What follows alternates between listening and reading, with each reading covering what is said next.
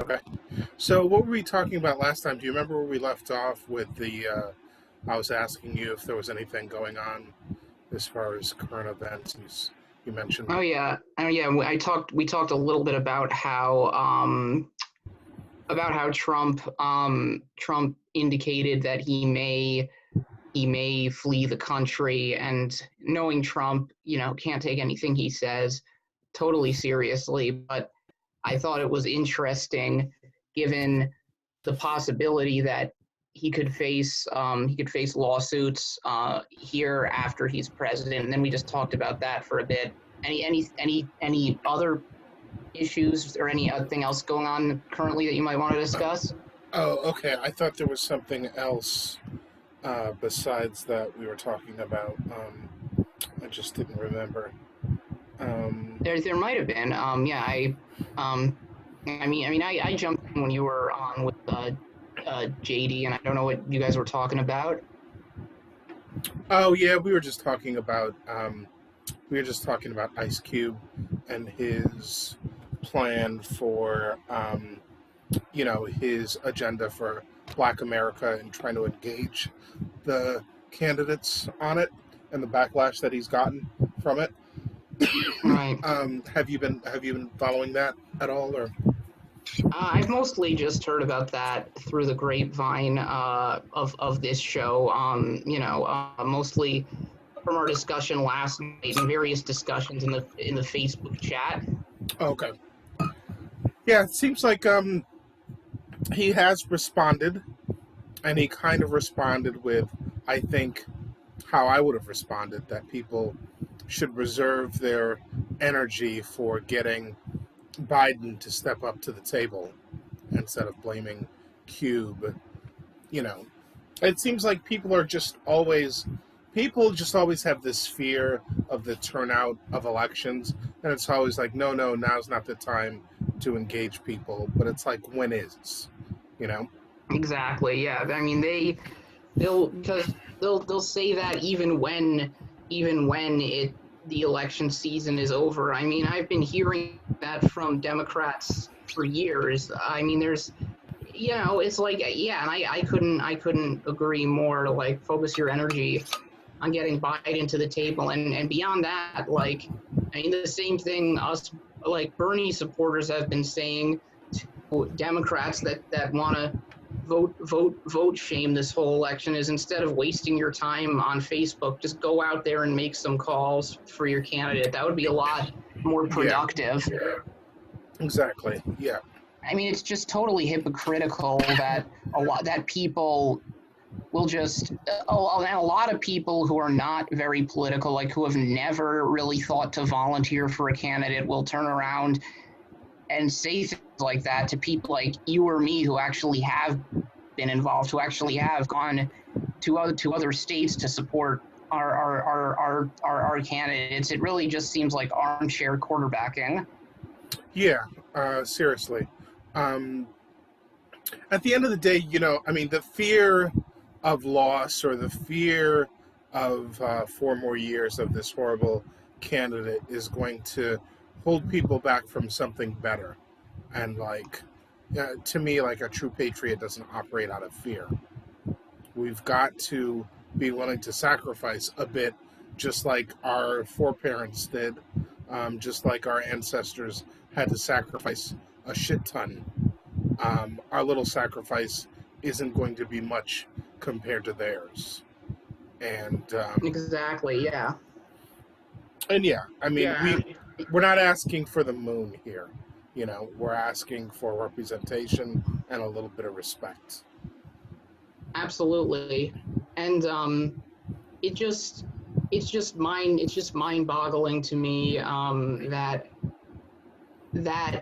that people think there's something unreasonable about that like that they think any critic. I mean, there's some Democratic partisans who are just insane, who will just berate any activist, and even not during an election season. And that's kind of goes to what you were saying about how they say now is not the time. They always say that. I mean, a couple of years ago, I went and I took photos and covered a protest uh, over of Dreamers in support of the Dreamers that was outside Chuck Schumer's house, Mhm. just making sure that he would support them, and the event page was overrun with these angry, foaming at the mouth Democrats saying, "Oh, how dare you go after this? You're backed by Russia. Republicans are the real enemies." I mean, these people are delusional. Hmm. Yeah, Russia's definitely. The funny thing is sometimes Russia's involved and sometimes Russia's a scapegoat. It's just always Russia, you know? Yeah. I mean, there's no. I mean, yeah, there's no question that their government has done sleazy things. I mean, they're an autocracy, uh, but I just it's just amazing how some people just attribute everything in this country that could go wrong to Russia, and it's crazy. I mean, it used to be conservatives that do that, and it's weird that liberals have embraced it now. And come to think of it, it still is conservatives now will still do something similar, just with China. It's like Yeah. neither side can really just like acknowledge that there are problems in this country that don't need the help of foreign powers to be problems.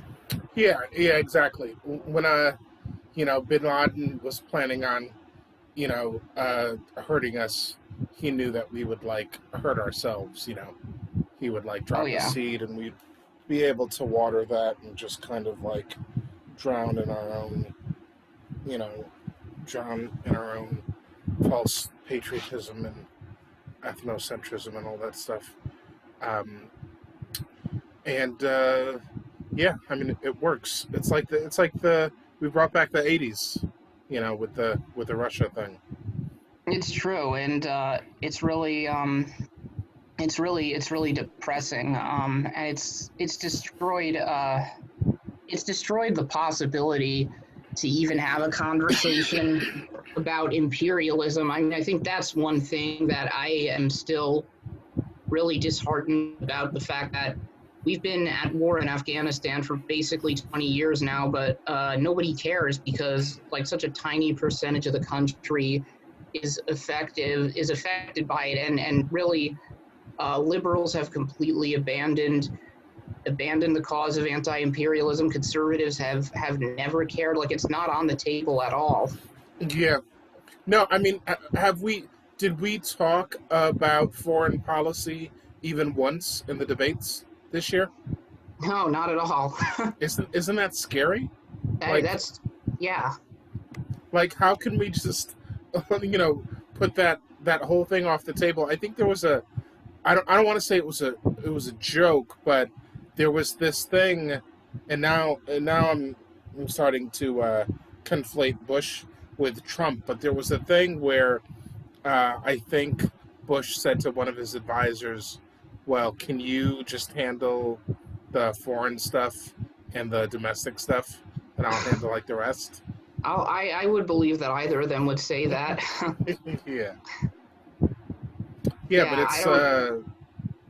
I don't know, like what are what are we debating? And we have multiple debates. We have like all of this fanfare, and no one, we don't know about anyone's foreign policy. It's true, yeah. And especially since it does still sometimes come up in Congress, like a couple years ago, there was or a year ago maybe, there was a resolution about what was going on in Yemen, that Bernie Sanders and Mike Lee introduced to basically stop U.S. support for the Saudis in Yemen, where they were basically committing genocide. Mm, yeah,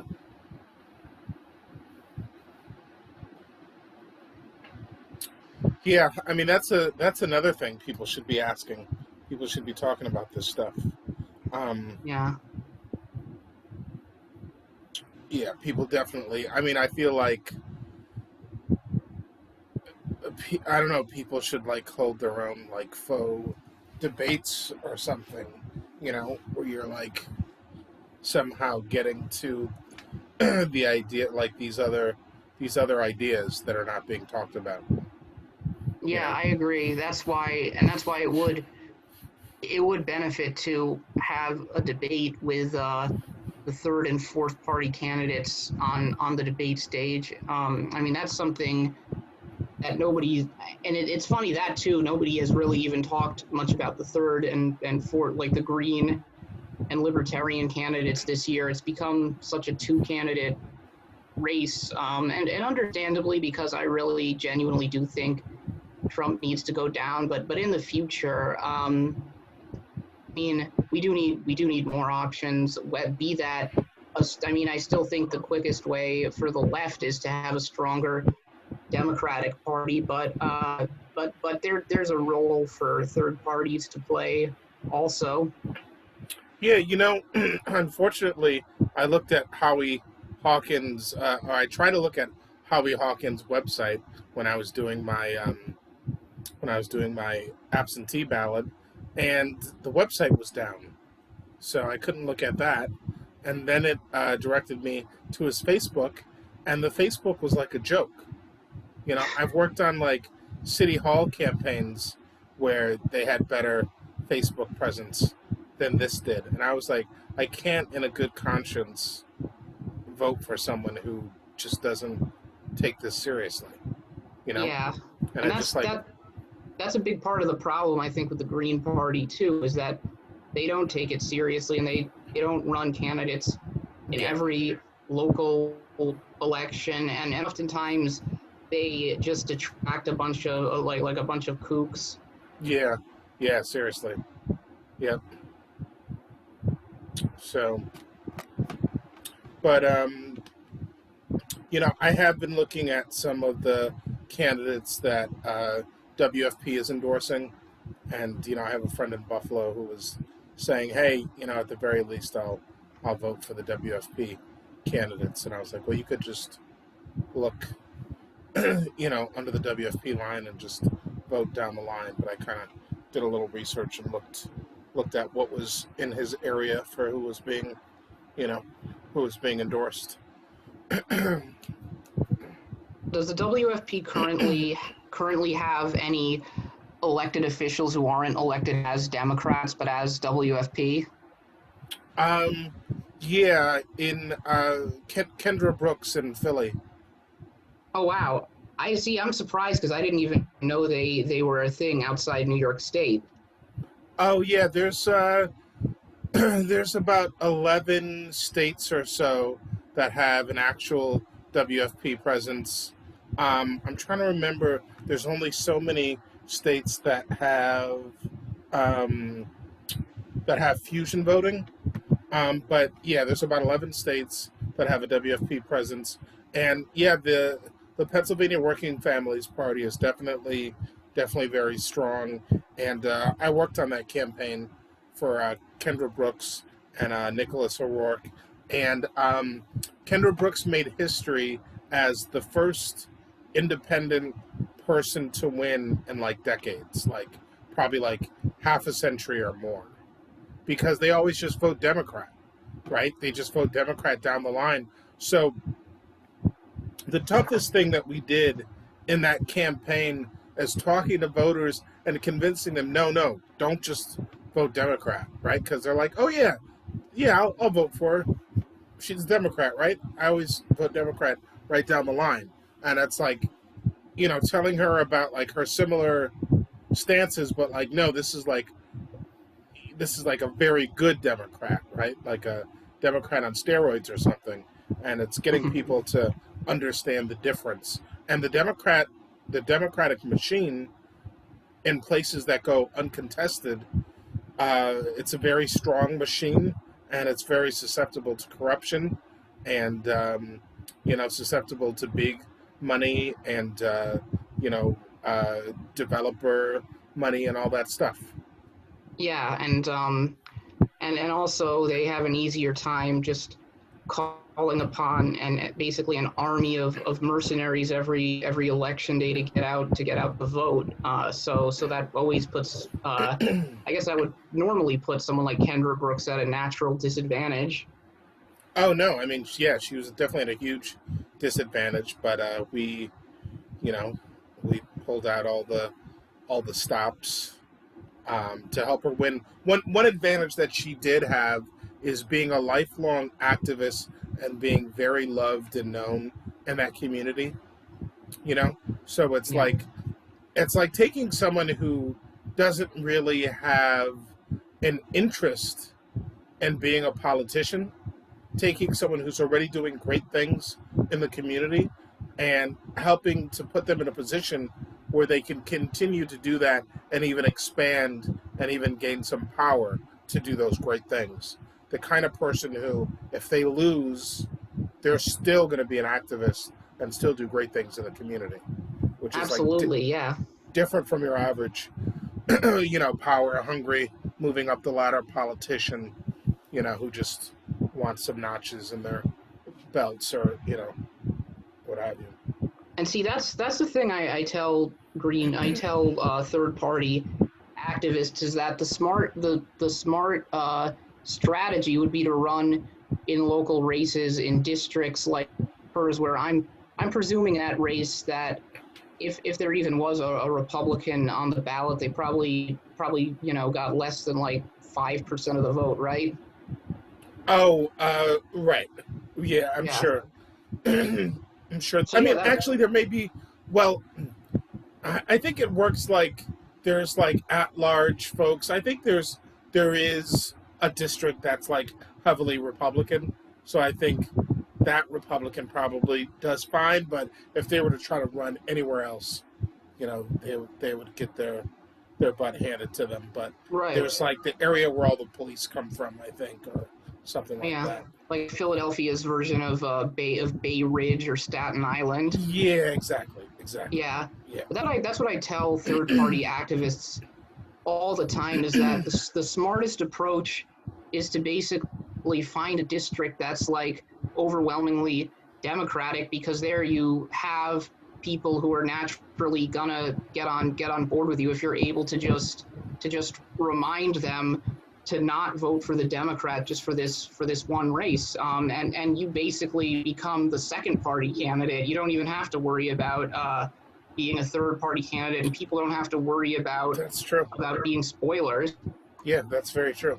Mm-hmm. Yep. So yeah, then a lot of then a big part of the campaign is like this visual thing where it's like you're gonna skip the Democrats you normally vote for. You're gonna vote for all of these WFP people. Then you'll still have like two choices left, and you can vote for anyone you want with those two choices. Yeah. And it was done in such a way, like you said, non-spoiler, so we weren't taking anything away from the Democrats. Really, like they weren't at risk of losing anything. Yeah, definitely. And I think like a couple years ago, I remember Jabari Brisport ran against a Democrat and got like as the Green and got like 30%. And it's interesting because he now is running as a Democrat, I think, for the state legislature. Yeah, Yeah, yeah. I think he's also cross endorsed by WFP. I'm pretty sure I cool. voted for him on the WFP line. Yeah, I've met him a bunch of times at DSA events and Yeah, stuff. yeah. Yep. Hmm. Now with DSA. Yeah, there's a lot of cross support for between DSA and working families. And to be Yeah, honest, like whenever there's not, it's probably usually the DSA candidate that you want to go for. You know, if we're not aligned, it's usually like for whatever reason we have to like get a certain amount of votes or something. It's like something political, right? Like where if we could, we would be aligned with the same person, but for whatever political reason, we're not.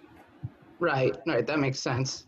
Yeah, yeah. So I mean, it just varies on the basis of race to race, and that strengthens the left too. If WFP can actually show that they're able to knock off a few Democratic incumbents, it could scare others to the table. Yeah, yeah, yep. And then we get a lot of support from DSA folks. Like knocking doors and all that stuff, like running good door campaigns. Yeah, And that's what DSA is always best at. yeah, yeah, and phones as well.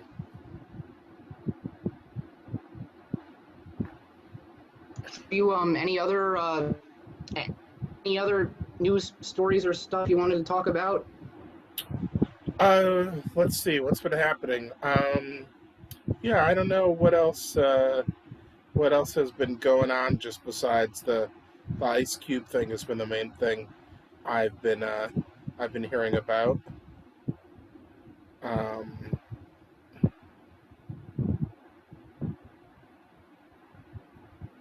yeah, that's pretty much it. That's like the main thing. I did read. I just remembered. I did read that the whole world seems to be going through a second wave of COVID right now. Like I read that Paris was tightening up some of the restrictions. So it it it's amazing because it seemed at one time like the virus had died down everywhere except the U.S. But it just seems now like we might be in a situation where it becomes. I mean, we hope things go somewhat back to normal, but it seems like until there's a vaccine, it might just become a seasonal thing, and that's pretty scary to think about. That's very scary to think about. It makes me not want to go to. Makes me not want to go home for Christmas. Yeah, Um, understood. yeah, part of the part of the scale that we're looking at here is like this whole talk of first wave, second wave. The more I read, they were like, "Listen, we never got out of the first wave," you know. Yeah. Um, so, I mean, I don't know what the proper language is for it, but you know, whether it came and went, whether there were cycles of it, like we never got out of the first wave, which to me makes me think, like you said, this thing is, it's like it's got a longer life cycle than people think. Yeah, and it could mutate into something else. I mean, it's really I mean that's the thing people don't realize is that viruses don't go away. Like there's still the night like 1919 influenza. There's still even like a handful of cases of bubonic plague every year. Uh-huh. Yeah, yeah. No, that's. I mean, that's scary because you figured a lot of other places had it under control, and the U.S. had it the worst. So for these folks to be, I honestly like. I think it's the fucking planes. I mean, what do I know? But I see these pictures of people on planes, and they're sitting right next to each other. And some people say, "Oh, well, the air can be refreshed or whatever." But I don't know. It's coming from somewhere, and if it's if the problem is global, then I think we just got to do a real job quarantining and just like bite that bullet for a year. And like every time someone wants to like party or travel, they should just think like this is your fault. Like we're still here because people on a global level were not able to get their shit together. Yeah, And that's exactly. and that's where poor leadership comes in. And there needs to be like a real overhaul of the public education system or just the political education system where people just understand, like, objectively speaking, this is what's what. Like, drop the fake news thing. um, Drop like the left and right uh, language and just understand, like, objectively, this is what's happening with like That's a really good science and news. that's a really good point you made about air travel because I think the New York Times actually had a pretty good graphic showing the like projected route that COVID took, and sometime in early January, like around the Chinese New Year, there's a lot of air traffic that goes in and out of Wuhan, and just how that week it basically took off with all the increased air traffic and When spread to was that? When was that again? Chinese New Year?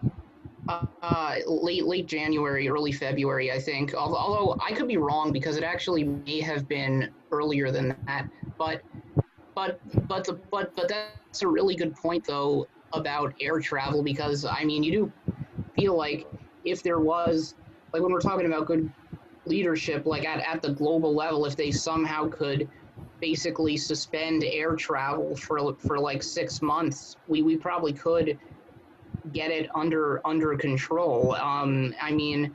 But instead, and what's insane to me is that we've propped up the airlines, like in this country we bailed them out, which is just, it's insane, because it's like, even from a free market perspective, you'd think if we weren't bailing out the airlines, the problem would take care of itself, because most people don't even want to fly. But instead, you probably have planes now flying half empty and just wasting jet fuel. Yeah. Yeah. I mean, the problem with the airlines is ridiculous. Like you said, just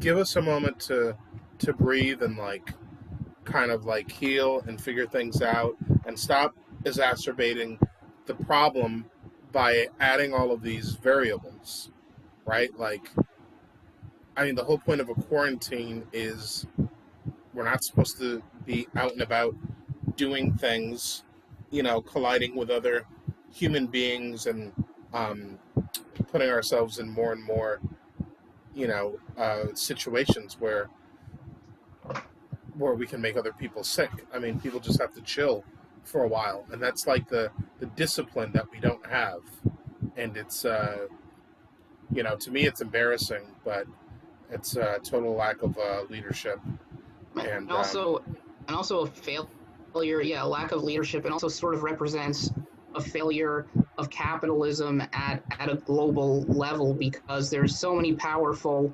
interests that would just fight tooth and nail against the type of quarantines that would really be necessary to get it under control. right, yeah, I mean, if they have to matrix style everyone and put us to sleep for 6 months to a year until they like figure this shit out, then you know do what you got to do. I would be all for that. That would be interesting. We would probably all wake up feeling somewhat refreshed. Yeah, I want to know. I want to make sure that whatever they're feeding me intravenously, I have a say. Definitely. I don't want the Soylent Green going into the veins. That would make for an interesting sci-fi story, I think, like set it in the near future, where when something like this happens and there's a quarantine, it's instead of only necessary essential services that go to work, it's only essential service people that stay awake, and everyone else just takes a really long nap. Yeah, seriously.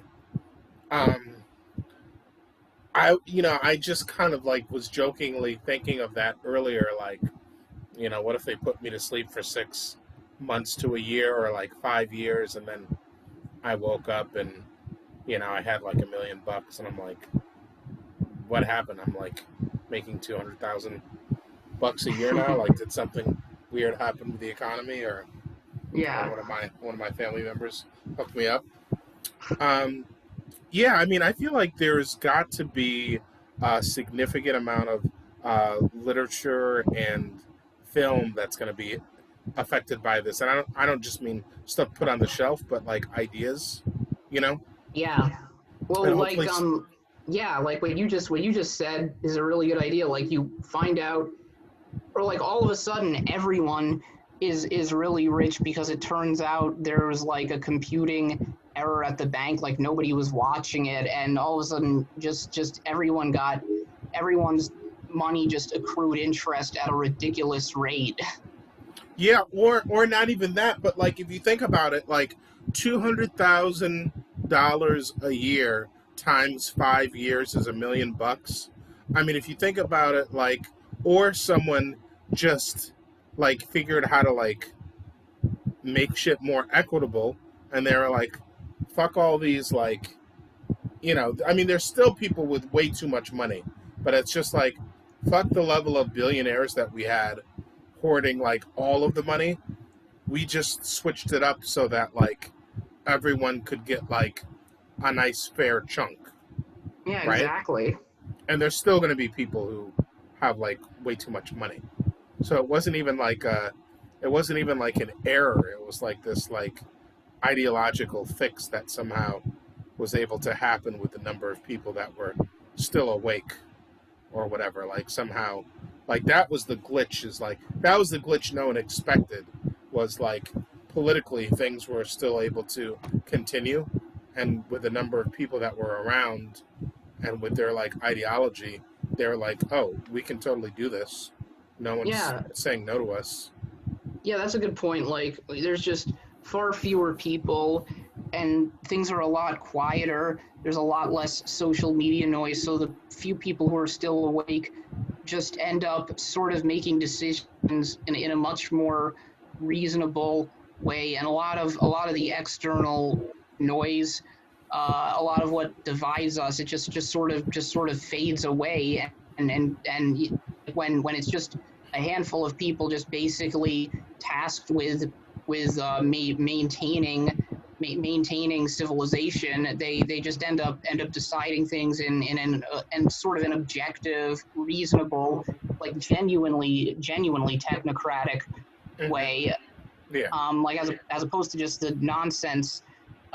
What people mean when they say technocratic decision making, which is usually just a cover for deeply ideological neoliberal decisions. right.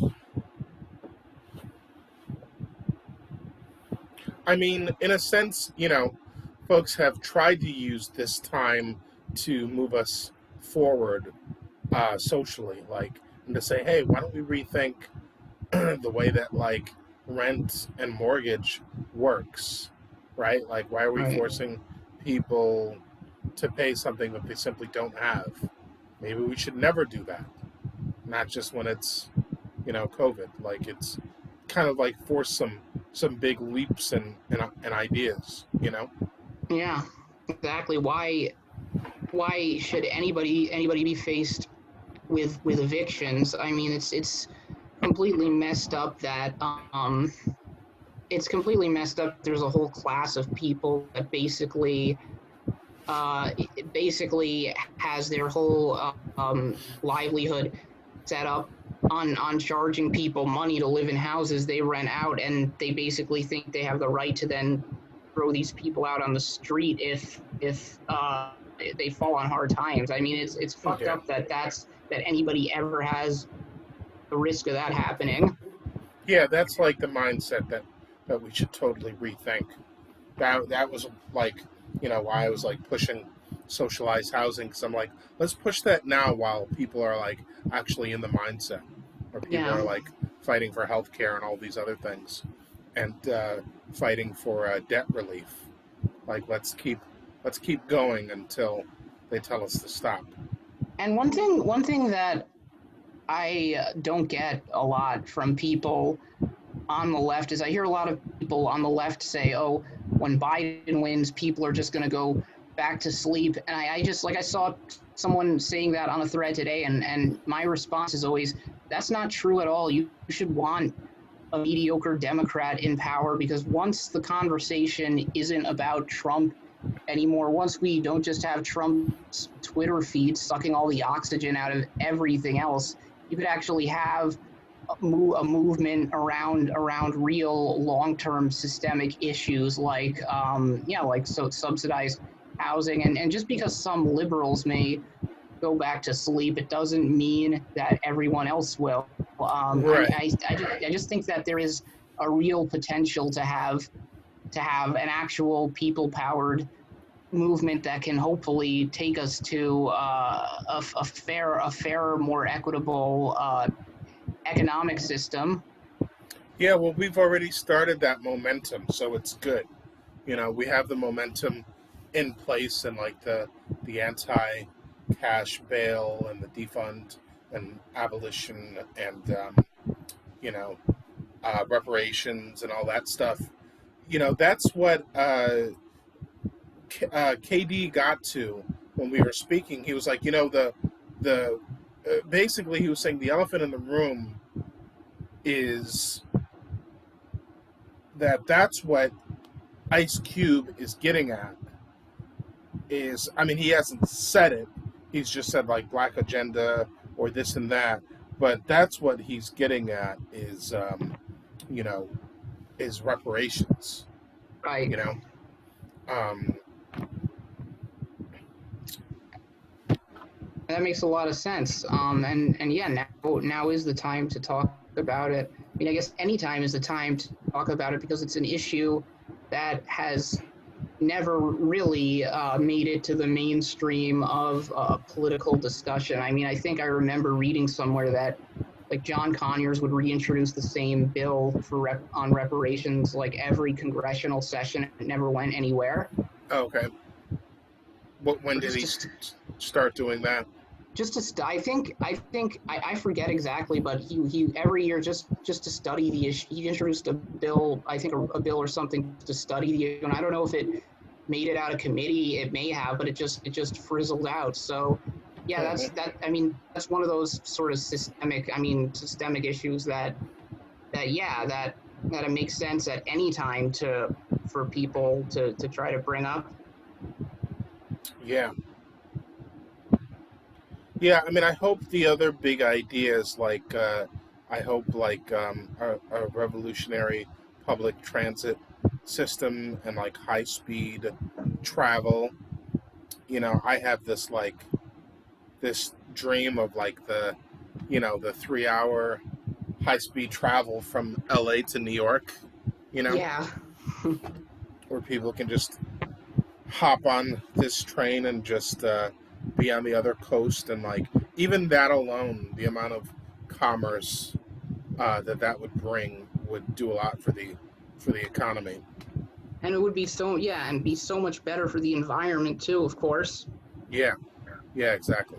And it's amazing too that you realize if technology had gone in a bit of a different direction, we could easily be there right now. Like think about how in the 1930s, the big three automakers basically fought to have the trolley systems in major cities torn up, and you just think about how because of that trolleys were basically stunted in the 1930s and they never got to evolve, and that's I mean that just goes to show how this all comes back to corporate greed that gets in the way of what's in the best interest of humanity.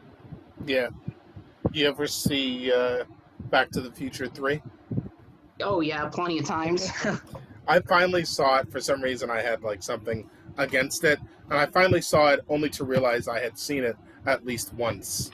But that reminds me of the train that he's using at the end. Yeah. It was kind of interesting. I kind of had this whole metaphor that kind of like had this mind blowing moment. I was like, the the great ideas that Doc had are really the thing that like drive these movies.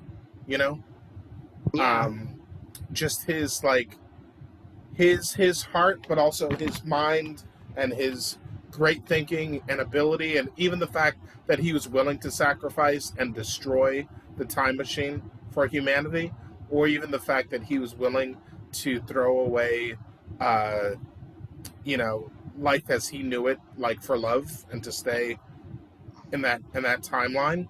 And then I realized, like, whatever I had against this third movie, like the Western was only a vehicle, for these ideas and for the movie. But like in the end, it's like still the story, and it's still like the spirit of what Back to the Future was all about. And that's kind of like with the train. It's like, yeah, they destroyed the car, but Doc's still a genius, and he still loves time travel, and so they end up in a train instead.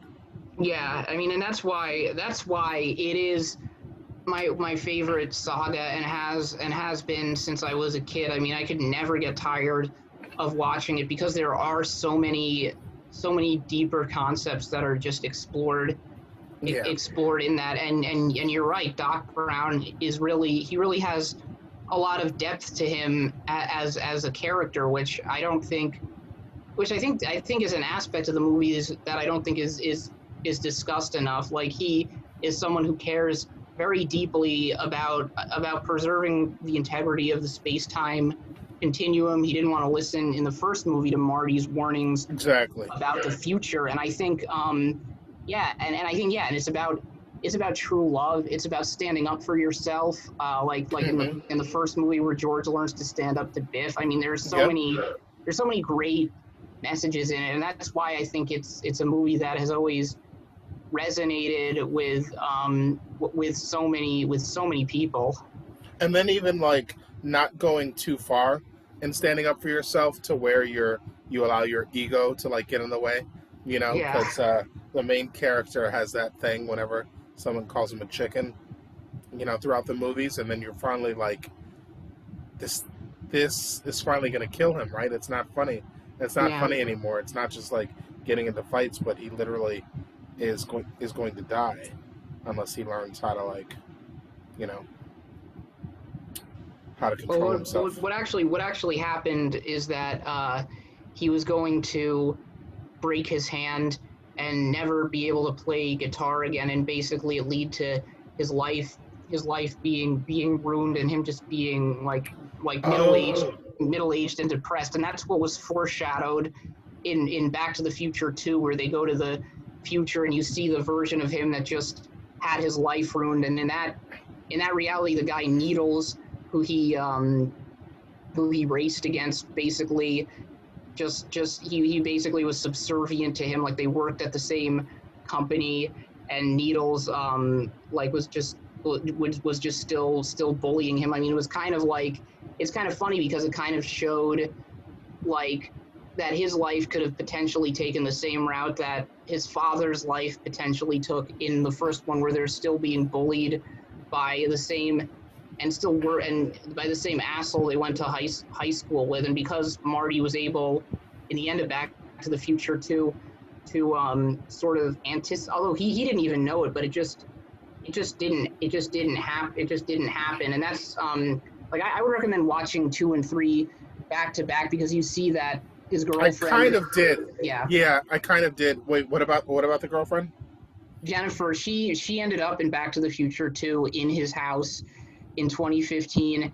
And of course, this is funny because in this Back to the Future, they predicted there would still be fax machines in 2015, because like she like he gets a "you're fired" fax, and then Yeah, yeah, she's yeah. holding on to it, and after he avoids the race, the words "you're fired" disappear.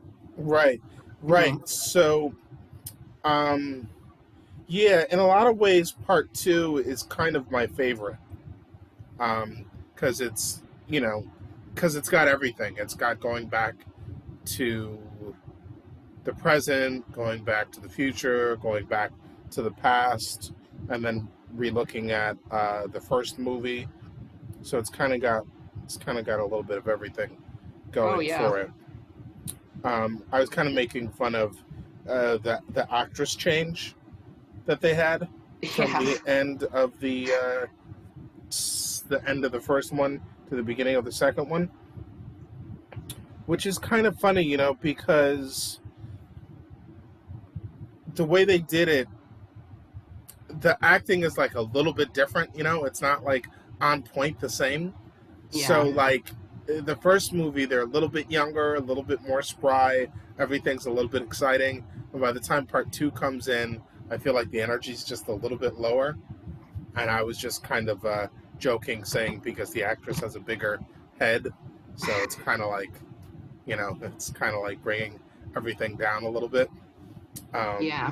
but that's kind of funny when you look at that, because it's like when you look at the size of her head, maybe some of it's just her hairstyle too. But I'm Yeah, like, that's a little bit of a drastic difference. that makes me want to go back and watch those scenes back to Yeah. back. There's something else interesting. Like, I think the guy who played George McFly in the second was different. Was not Crispin Glover, but like they used Crispin Glover's face in one scene, and he ended up suing the studio over it because they'd done it without his permission. Oh wow.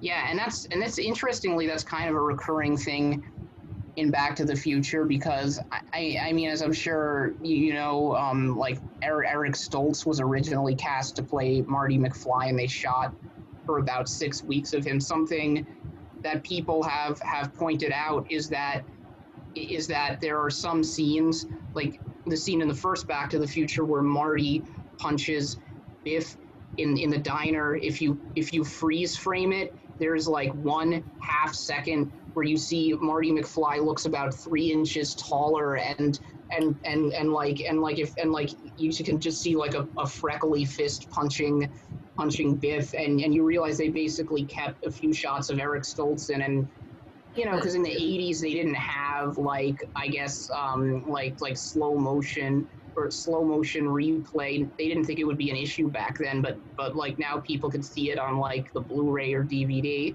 Oh yeah, interesting. Yeah. So Crispin, so you're saying Crispin Glover is not actually in the second one? No, he's not in the second one, but like they cast someone else to play him, a lesser known actor. But there's one moment where they reused footage of him from the first movie without telling him, and without his permission, and he ended up suing them over that. And I think it was the precedent from that lawsuit is now used to like protect actors against being used in something without their permission, or and not getting paid for it. So do you see the actor's face that they replace him with in the second one?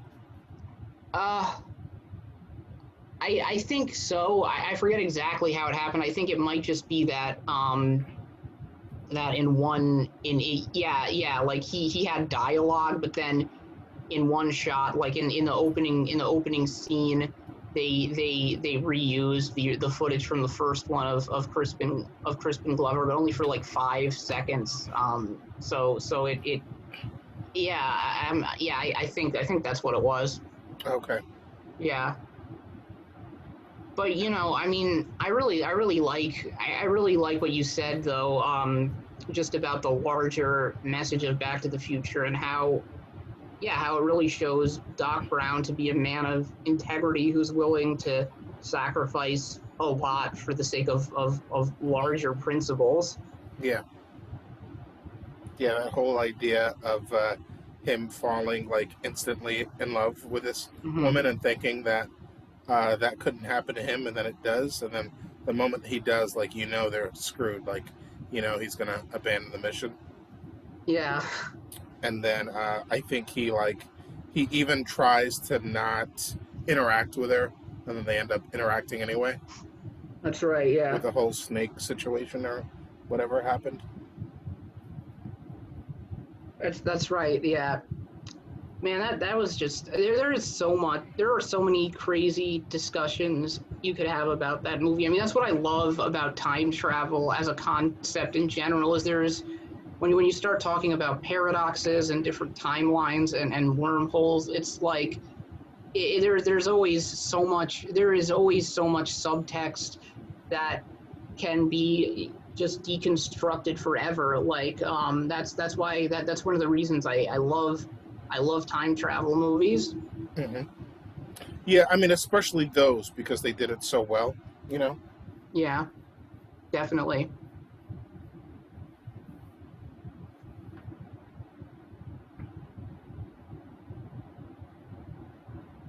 I know. Uh, This makes me wish Ish was here. I'm sure he'd have some interesting, you know, comments on that note. yeah, the last time I talked to him, you know, he was saying um, how horrible that movie was, which I thought was funny because I had finally come around to it, you know. Really, I'm surprised. I'm surprised that he didn't like it. Why didn't he like it? I don't know. Huh. I don't know. But he probably likes some time travel stuff. I mean, that comes into play Well, in a no, I lot of mean part three. Well, part three. He was saying yeah, part three he didn't like. Yeah. right.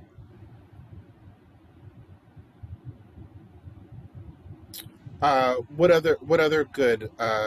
What's like your second favorite like time travel movie, or your second favorite saga in general? Um, well, on in terms of greatest movies, I love The Godfather as far as a saga goes. In terms of time travel movies, I still do love Bill and Ted's Excellent Adventure, Bill and True. Ted's Bogus Journey. I think The Butterfly Effect was a pretty good movie too, from 2003 with Ashton Kutcher. And I recently got into this. I 12 Monkeys also. Okay. And I recently got into this interesting series, which unfortunately they took it off Netflix, but it was a Spanish TV show called El Ministerio del Tiempo about this top Oh, secret. Oh, did you watch that at all? wait. So I know the name. Wait, describe to me what it is because I'm trying to remember if I It's a sat down and watched it.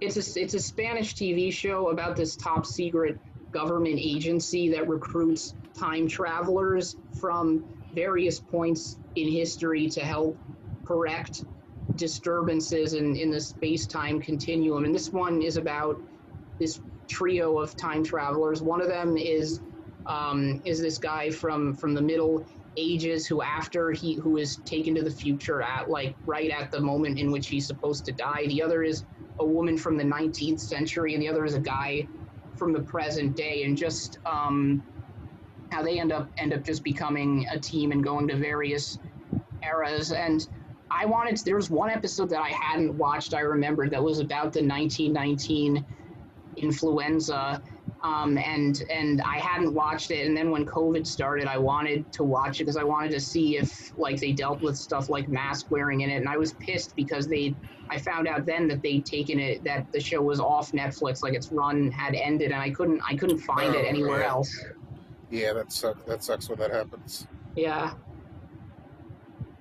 because I was just thinking, one thing I've thought about since this began is that there has really not been much media about the 1919 influenza, and I think we've sort of been at a loss for that because there's so many things that were similar about that, like in terms of mask wearing and people being opposed to it. And I remember being interested to see if they had dealt with some of that in that episode, or if it like showed people wearing masks.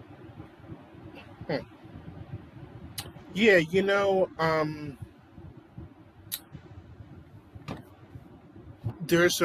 there's one show I was watching, Utopia, that has the warning that it's not about what's going on now because it would encourage too much conspiracy theory. But then there's another show that has subtitles that I'm watching, and I'm like, I wonder if this was made like after the pandemic like started, or maybe not. Maybe that's not enough time to have made something and put it out yet. Yeah, it might not be. But what was the one that you said had a warning at the beginning of it? Utopia. So it's originally a British show, but there's an American adaptation with John Cusack, and like certain things happen where there's like a manufacture of of a pandemic, sort of. So I don't know. I think they think like people were just too susceptible to say that, oh, this show is trying to tell you that this is what's happening now, that it's all bullshit or something like that. So they were very intent on telling you like this show has nothing to do with what's going on now. That was definitely smart of them. Yeah, yeah. And that reminds me, actually, did you ever see the show, which was I think an X-Files spinoff, the Lone Gunmen? That sounds familiar, but uh, yeah, I don't think so. It ran for one season.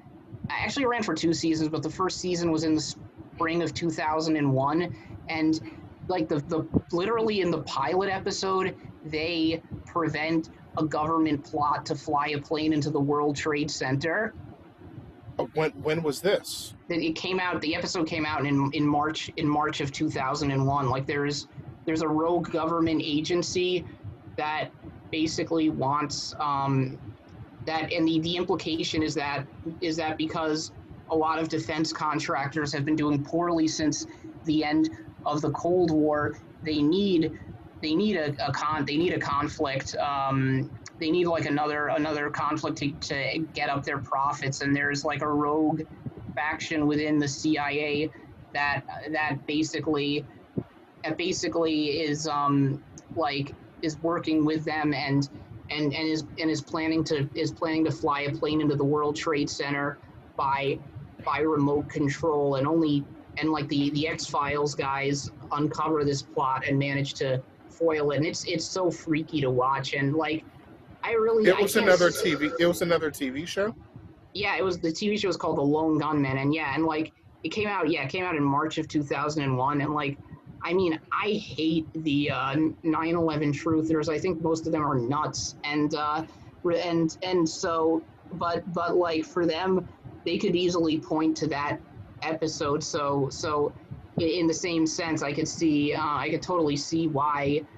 I mean, I guess this is more like if the series Utopia had come out before the pandemic, but I mean, if that X-Files episode, I mean, it wasn't the X-Files, it was an X-Files spinoff. If that had come out like that, it hadn't been released yet before 9/11, there's no way they would have released it, because it is freaky to watch. Yeah. Did they pull it after 9/11? Well, I mean, I don't know if it ever like came out on DVD or anything, but it basically, I mean, it only aired once. So I don't know, and I guess the show has never been, I don't think the show has ever been released, but the series itself was canceled after the next season, and that probably had something to do with it. Yeah. Do you remember there was a rap album that came out on 9/11 showing the Twin Towers being hit? Oh yeah, I've seen that cover. I think who is it by? I forget. I think the Coup or something. The Coup, yeah. Yeah. The Coup. Yeah, that was something else. Yeah, that was crazy. I guess needless to say, that album cover was changed pretty quickly. That's for sure. One of the craziest things I remember doing, which I still laugh about this, was like a week after 9/11. After a week after 9/11, I remember renting Airplane, and I was thinking about that early on in the pandemic, because I found myself wanting to go watch 12 Monkeys, like since that's since that's obviously about a deadly pandemic, but yeah. Well, what about Contagion? Contagion, I've heard about that, but I haven't watched that yet. You absolutely have to watch that. It's gonna be like scary.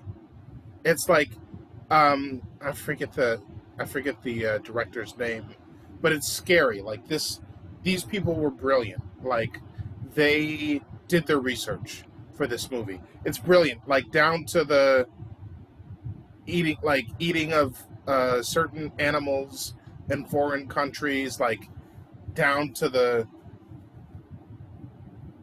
way that some people handle it towards the way that other people handle it. It's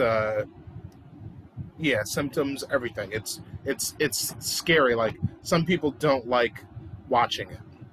I'm totally into watching it. So kind of seems in a way then like they may have just sort of researched the epidemiology of how like diseases might spread then. Exactly. Yeah. Let's just say they got it right. Wow. Like I'd be more comfortable with them, like with the director and the writers of this movie, like leading the country, than with who we have leading the country. Yeah, that's the funny thing, is that dystopia, like dystopian fiction, feels obsolete with what we're going through. Yeah, for sure. I mean, it makes me think of how Chapo, like when they would talk about how when Jared Kushner was going to the Middle East to try to negotiate a deal between the Israelis and Palestinians, they basically said this is like a 90s movie where Rodney Dangerfield is president and he sends his like idiot son-in-law played by Pauly Shore to try to negotiate a peace deal. And now it's like this is like the sequel to that where where idiot Rodney Dangerfield as president deals with a deadly pandemic. I mean, yeah, it's I mean that's the thing. It's like movies like that or like Independence Day. They all have competent leadership. So we're living through a timeline that's worse than any of those. Yeah, yeah.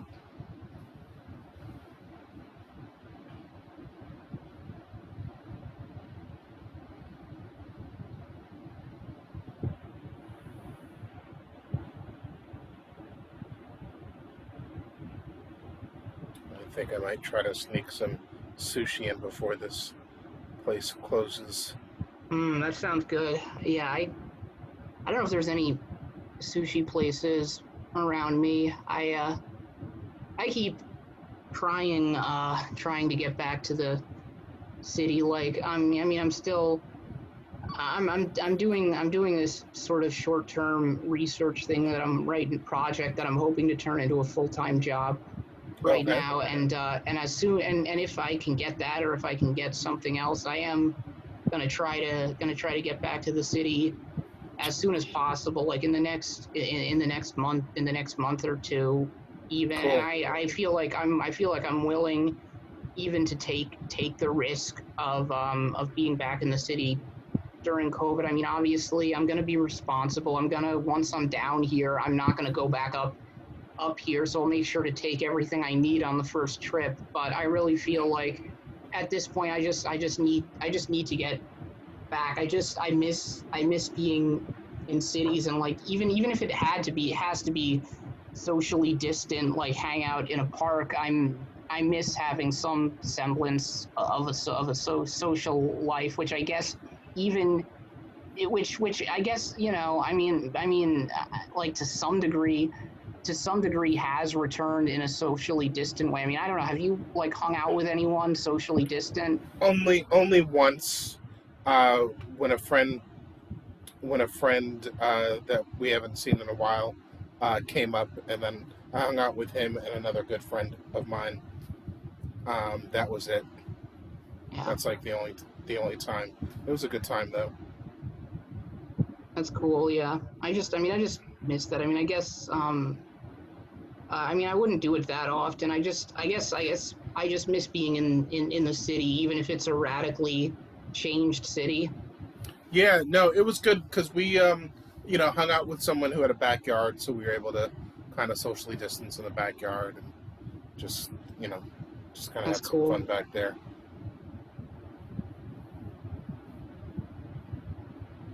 But no, I definitely miss it too.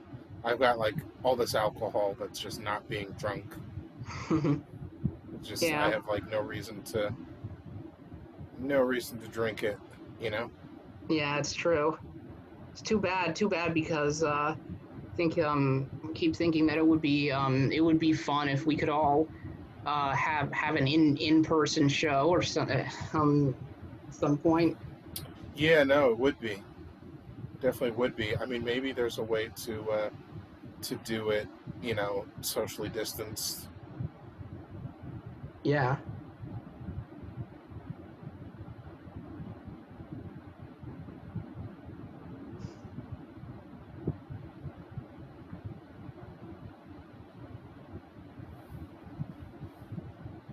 You think you're gonna end up coming up soon though?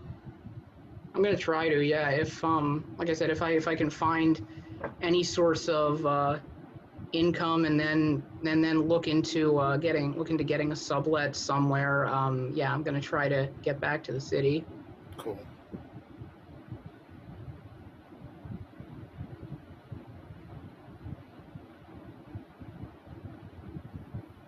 And it's how long has it been? I haven't been back since February, and that's the crazy thing. Like the last weekend I was in the city was the weekend of the Nevada caucus, and when Bernie won, and I just I hung out with some friends, and then I went, and it feels so surreal. Like I feel like if you were doing a movie about COVID, this would just be the scene, the opening scene of what the world was before. Because I remember I met up with some friends in Chinatown, and from there we went to this DSA fundraiser at a bar, and it was like a narrow bar, and there was like a hundred people or so crowded together. And of course, now I just go back to that night and I think, shit, there was probably a lot of COVID transmissions happening right there, and none of us knew. Oh yeah.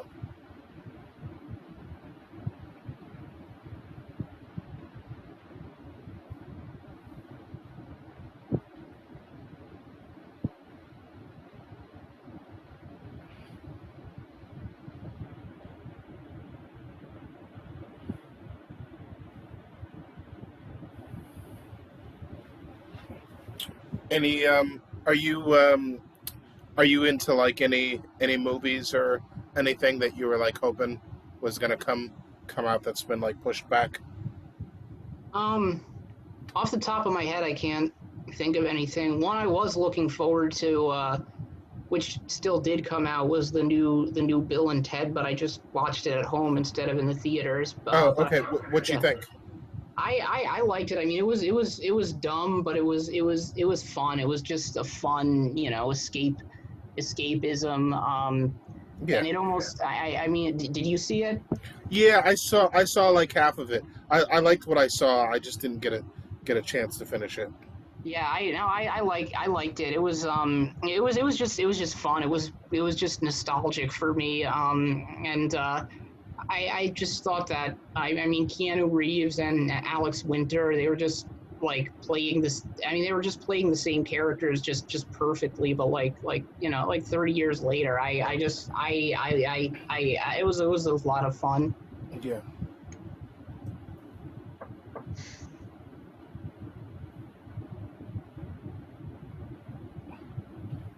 I know that one of the Marvel movies was supposed to come out. I think Black Widow was supposed to come out. That's been like pushed back. And what else? There was the movie where they were gonna have like the first Asian uh, superhero out of Marvel was gonna come out, and then some other stuff. It seemed like it was going to be an interesting year. There are going to be some Yeah.